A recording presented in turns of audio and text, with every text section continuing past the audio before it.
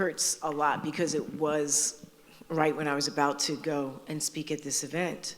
So I made it to the World Economic Forum, and I was asked to speak, and I was actually on a panel with Nelson Mandela's then wife, Gracia. It was amazing.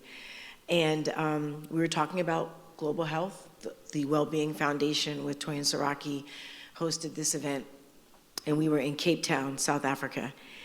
And so I was doing some really great work at GE, but there was a level of promotion that I was looking to get to.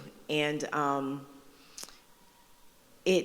I had been working on a number of things, doing my job, doing the extra job, and then doing the other work. And I thought I was pretty clean-nosed. I wasn't, a troublemaker. I was, doing really well. I was a pioneer and a trailblazer. And I was up for a really big enroll promotion. And so I get up that morning, because I remember, and I worked out. I remember what I had on. And I remember finding out right before we're about to leave to go for me to do this talk at the World Economic Forum that I didn't get the promotion. And it hit me. I remember sitting on the edge of the tub in the bathroom, and I was crying. I was devastated because I just felt like I had worked so hard and done so much. Our product had come from off the shelf, from being a failure to getting put on the shelf to being taken off the shelf to making revenue. We were building an entirely new incremental platform of revenue for the company. And we did it with Black people and Indian people and in Africa. I mean, what else do you want from me? I'm just a girl from Jersey. I'm just trying to, have this great opportunity. And I didn't get the promotion, and it devastated me. And but as I mentioned to you, the environment and the stage and people and places where you're going, they don't care what happened to you a minute before you walk on the stage. It's just about what happens when you have to deliver the message. And so I had to walk on the stage and do this talk and have this conversation and be a part of this amazing life-changing discussion that probably didn't become life-changing for me until after, because I was still in my head about what had gone wrong.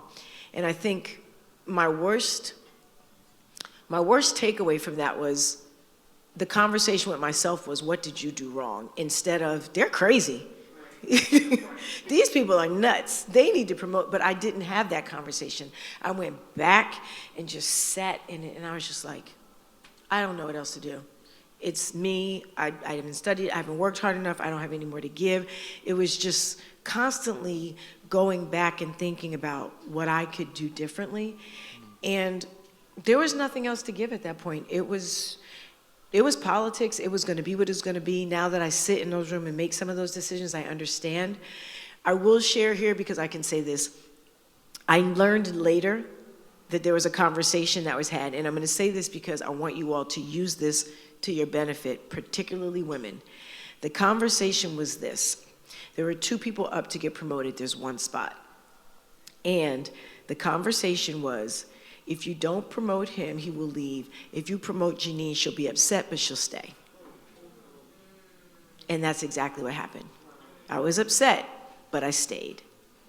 And that's exactly the way, and my mentor told me that, because that's what mentors do. They tell you the secret stuff later on. But I found out later when they did some digging, and that made me feel even worse about who? Myself. Once again, I just went back to my room and was like, so here it is again, it's me.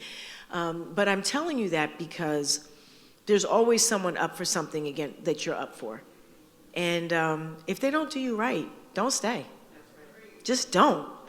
And they didn't do me right. They did eventually. But I stayed, and they knew I would. Don't be so predictable.